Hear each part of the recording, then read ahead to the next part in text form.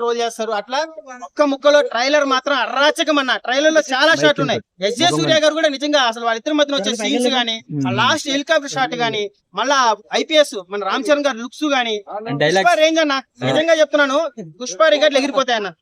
ఈసారి సంక్రాంతికి నిజంగా గేమ్ చేంజరే. తర్వాత బాలయ్య ఉండొచ్చేమో గానీ గేమ్ చేంజర్ నిజంగా ఈసారి పుష్ప రికార్డులు బ్రేక్ చేస్తారు. ట్రైలర్ కేసీపీడి అన్న. ఇంకేమన్నా అసలు లాస్ట్ ఆ క్లైమాక్స్ షాట్ హెలికాప్టర్ లో కత్తి పెట్టుకొని దిగుతాడన్న, ఇట్లా నరాలు లేచిన గూస్ బంప్స్ వచ్చాయి. ఒకప్పుడు పుష్ప ట్రైలర్ చూసినప్పుడు ఏదైతే గూస్ బంప్స్ వచ్చినాయో లిటరల్ అదే గూస్ బంప్స్ వచ్చాయి. ట్రైలర్ మాత్రం నిజంగా కేసీపీడి అన్న. శంకర్ గారిని ఎవరైతే ట్రోల్ చేశాడో భారతీయుడితో పని అయిపోయింది లవడా లచ్చుకో అన్నారు కదరా, ఈసారి తెంగి వదిలిపెట్టారు శంకర్ గారి. ఈసారి కంబ్యాక్ అన్న.